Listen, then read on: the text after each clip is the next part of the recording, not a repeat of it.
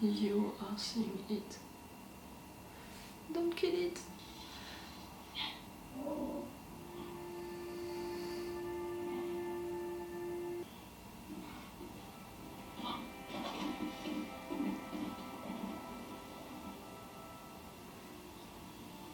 Love you even more for that.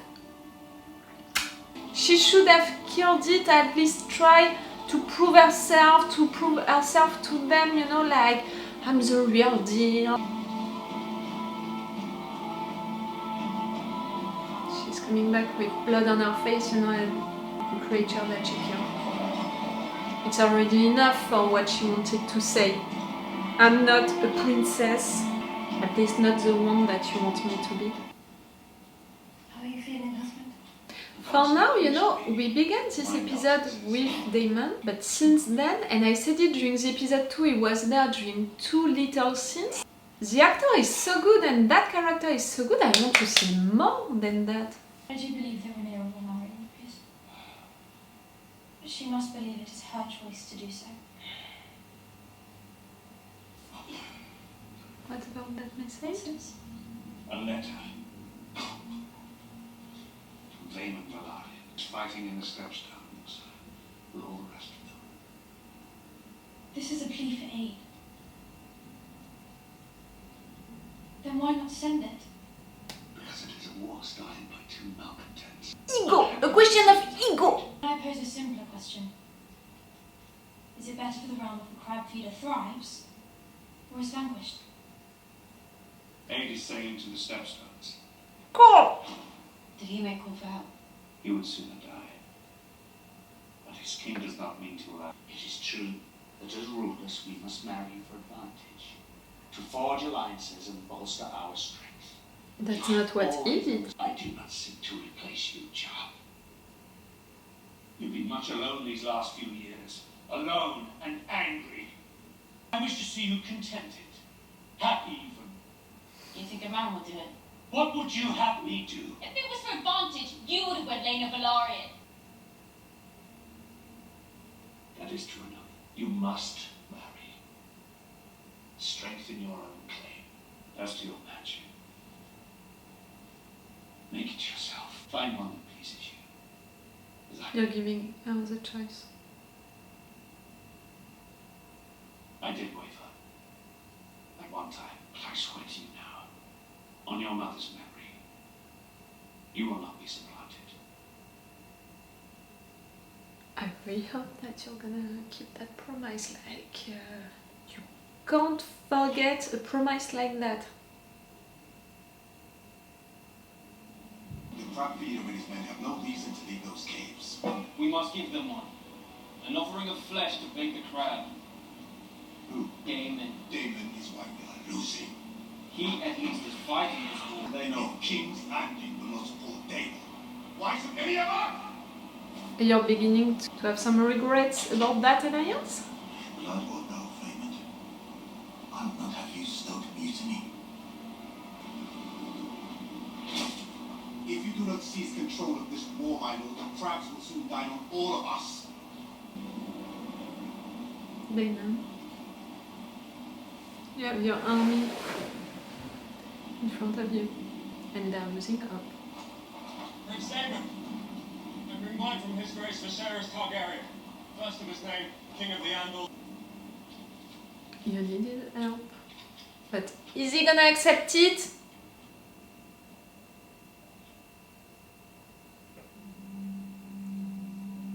It would be admitting that he was wrong, that he is weak now, that he can't do it, that he can never be a ruler.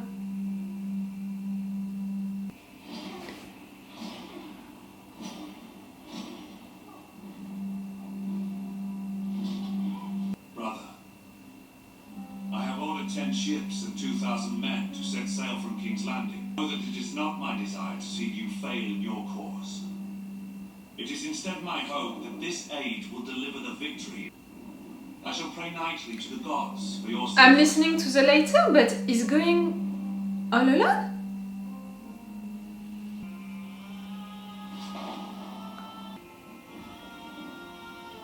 You prefer to surrender than to win with your brother? Or is it a trap?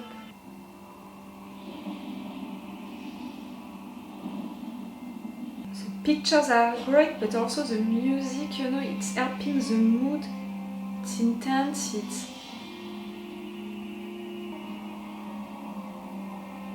No dragon, no. You have to think that it's a trap.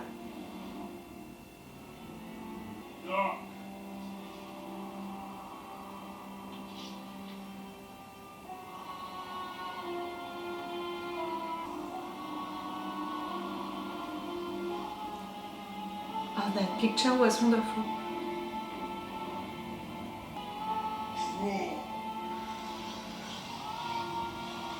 Something is gonna happen, something is gonna happen.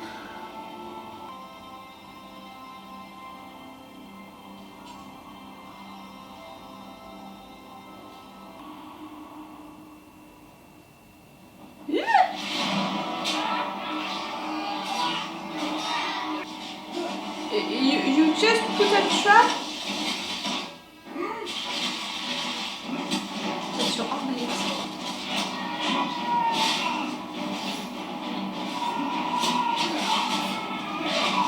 You're good, my dear, you're good at fight. You have arrows and you have an entire army in front of you. It's still looking like some elf is gonna come, some dragons. It can't be on the run.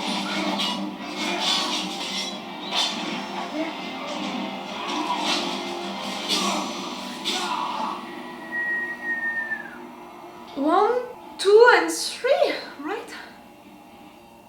Yes, protect yourself.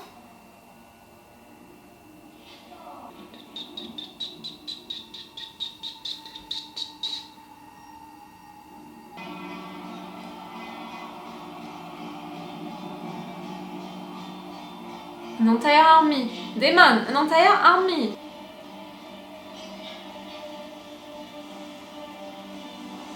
You're hurt and you're still ready to fight all of them? Okay, Boromir, we've got it! What the heck?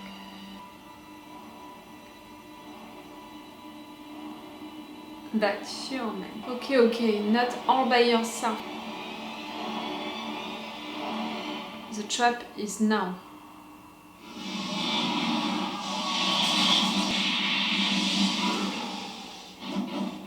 Oh, you bet that, you know, on your life.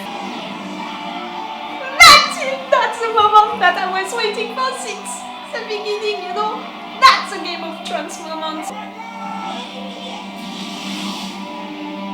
Dragon! Oh, it was such a good move, Daemon, but it was such a risky one.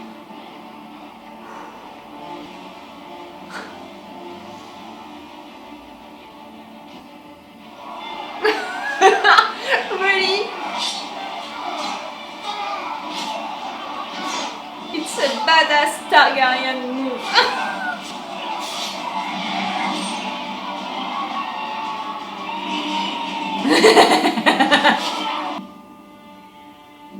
You did it all by yourself, Daemon. You proved yourself.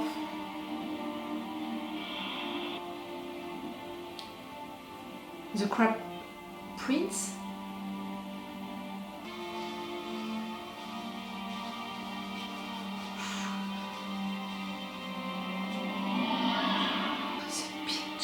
The picture, guys! The picture is insane!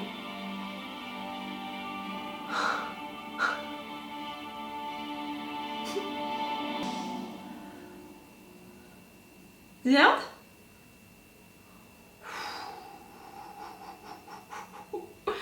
That's it!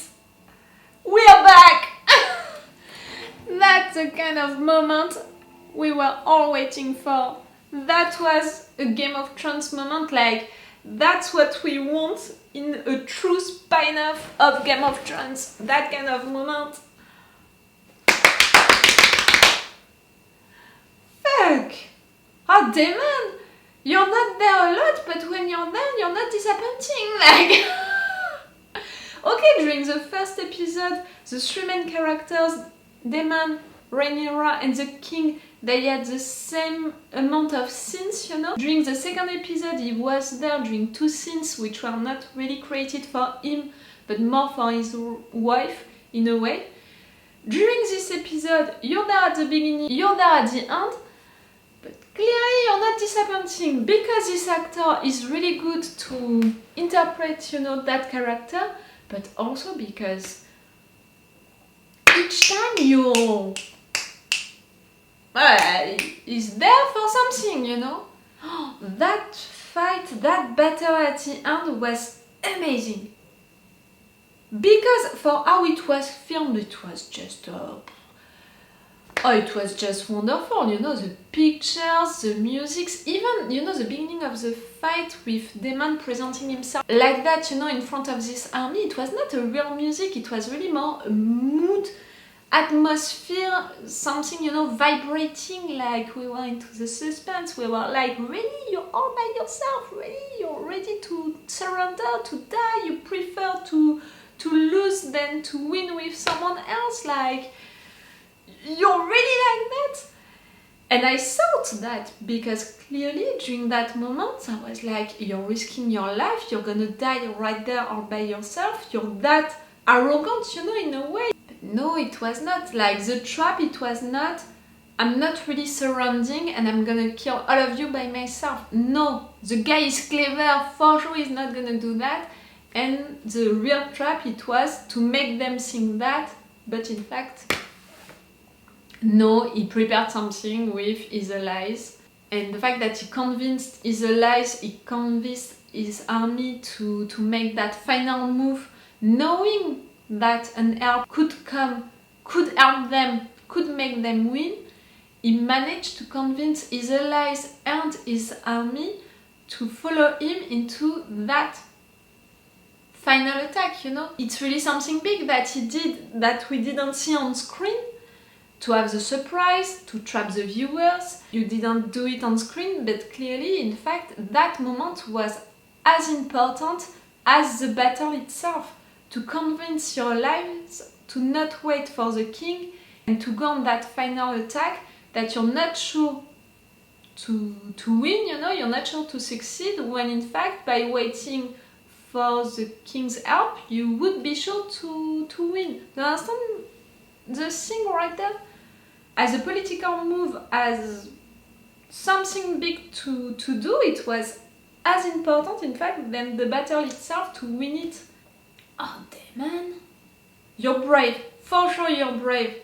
That's a real act of bravery. Like, during this episode, we had the king hunting a deer, like, clearly it was not an hunt, the thing was trapped, you forced so much to kill it. I think that really the writers, they made that on purpose to create a scene like that for the king and to create a scene like that for Daemon, to show that the king is waiting for 3 years to intervene into that fight in which a lot of people are being killed, which is so important for his realm, for really all of his kingdom, for everyone, but he didn't care about it because it was his brother's matter, and his little thing, his little act of bravery, it's to kill that deer offered to him like that.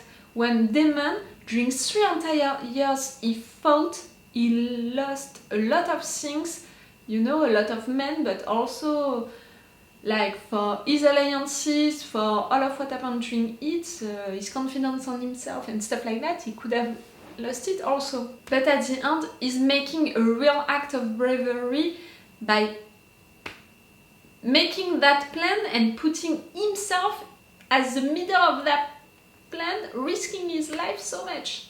He's a true leader when the king is not. The king is not. And the fact that Otto, you know, is telling him that doing something, it's making him weak, doing the contrary, it's making him weak.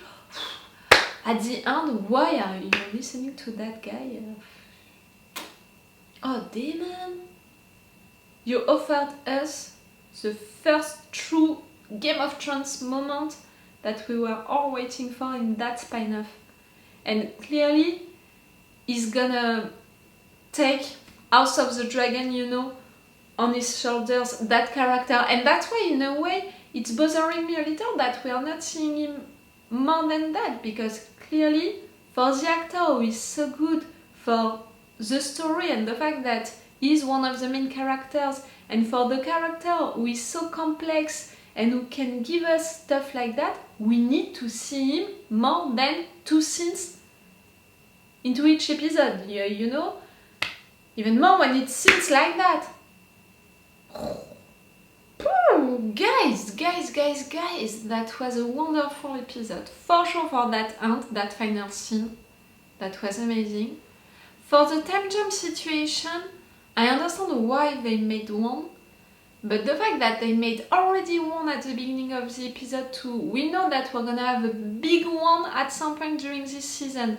It looks like they are rushing stuff a lot. At the same time, I understand why they are doing that, because they need to take their characters little by little to the point that they want. But in a way, it doesn't help that much to connect with characters. To connect with Daemon, it's easy in a way. His purpose, his motives, everything doesn't change. It changed for sure, like he lost a lot during these 3 entire years. During 3 entire years, his brother didn't help him and all, and for sure he was mad, and for sure he felt lonely, and for sure to have that offer of help at the end when he's that close to die, he doesn't want to accept it, because it feels like you left me all by myself during so long, suffering so much, to only help at the end. Like, no, I'm gonna win on my own. So for sure it changed, but his intentions, his motives didn't. The other characters, their situations are changing a lot more. Like the king, now he has a boy, a son, he has another kid who is coming. They all want him to name Aegon as the new heir. Rhaenyra, she needs to marry, so he needs to pressure his daughter to do so. But he loves her also, and he's sad that he lost that relationship with his daughter. Like, a lot of things changed for him. And for her, it changed also a lot. She's all by herself, without her father, without her best friend. Everyone is not considering her. That it doesn't change, but now it's even more obvious now that Aegon is alive, you know. She's forced to marry. Like, really, episode 2 it was who the king is gonna marry. This episode 3, it's who Rhaenyra is gonna marry. At the end, I think that the king is making the right choice, because he knows that she has to marry, but he prefers to tell her, you're gonna decide who you're gonna marry, like he did in fact during the episode 2. I know that I have to marry, but I'm gonna be the one to decide who I'm gonna marry. To see the Lannisters, it was fun, even if the Lannister who wanted to marry Rhaenyra was not fun at all, clearly. Is she gonna choose Cranston? They are introducing him right there a little more.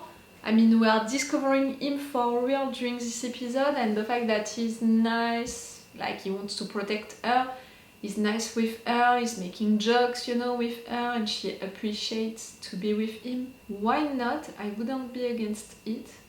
And he seems to be a man of honor, you know, what he said about the fact that to be in the White Book it would be already enough and a big honor, and it's because of her. The king, we didn't have any news about his health during this episode. I'm a little worried about it. The fact that we didn't have any news, because during all of this time, for sure you continued to sit on your throne, so for sure you continued to have some issues. He's gonna die during this season, I'm pretty sure of it. Even more because of the big time jump that we're gonna have. At what point? Episode 5, it would be a good thing. I knew that we would have something big at the end of this episode 3. I predicted it in the review of the episode 1. I love to be right about stuff like that, you know, about how shows that are written. So yes, I think that the king can die episode 5. So the matter, you know, of who is gonna succeed is gonna be a big thing for 2 episodes. And we're gonna deal with the consequences of that for the 3 next ones and for sure for the rest of the show. But do you understand what I mean? Rhaenyra, I loved the fact that she didn't kill the white deer out, because truly she didn't need that to send her message. She wanted to send a message by coming back like that, and all it was, you can't control me, see I killed that beast by myself, I'm not the princess that you want me to be. She wanted to send that message, and for sure to come back with the white heart, it would have sent another message, like I can be that brave, that strong, maybe I'm the real deal to be the heir of the throne. But at that point, that's not what she wanted to prove. And the fact that she disappeared like that, what Cranston said about your dad is gonna be worried and all, that's what she wants. She wants to make her dad worried about her, you know. She wants to be considered, she wants to be seen. That's what she wants, in fact, at the end. And for sure, she wants to be the true heir. She wants to rule, I think, now. I mean, now, because at the beginning, I'm not sure that that's what she wanted. We saw her during the first episode. She only wanted to go on adventures with her best friend. But now, you know, with all of what happened, she changed, and I think that she really wants to rule now. To marry her with Aegon, like, truly. No! No incest! Please! Please! I know that maybe at some point it's gonna come, like it's the Game of Thrones universe. But please, not now, not right there with Rhaenyra, please! Alicent, you didn't. You know, like, 2 kids already, 1 already born, the second coming. You're not joking with that, with your duty. But at the same time, she's nice still now with Rhaenyra. She still wants to defend her, to be there for her. She's nice also with the king, and she's giving him good advices. So I'm not mad at her, like I'm making that joke about her, but I think that she's a great character. She's nice, she's genuinely nice, which is really great. The fact that she continues to be pressured like that by her dad, I really hope that at some point she's gonna tell her dad to go fuck himself. It would be cool, but for now she's still young, you know. The king for me is so weak, everyone is telling him what to do. Even if at the end he's deciding what to do with Rhaenyra, he's deciding to go help Daemon because of Alicent, but Alicent, she didn't say that because of her dad, so at the end he listens only to himself, but he is letting everyone still giving him advices, and it's still, you know, disturbing him a lot, playing a lot with his mind, and I'm not sure that it's gonna stay like that for a long time. Like I said, the promise that he made to Rhaenyra during this episode, that one made like that, in a context like that, and with such an intensity, you have to respect that promise, my dear. Okay, I'm gonna stop this episode right now. It was such a good one! Oh, it was so cool. If you want, remember that you have my Patreon, on which you can have an extended reaction part of this episode. For an episode like that, be sure that it's gonna be really longer. For the 2 last ones, it was 8 minutes longer, so for this one, no matter what, it's all for you and for me for today, so it's all for me for now, so bye for now. Bye. Wait a minute, Doc. Are you telling me that you built a time machine? Great.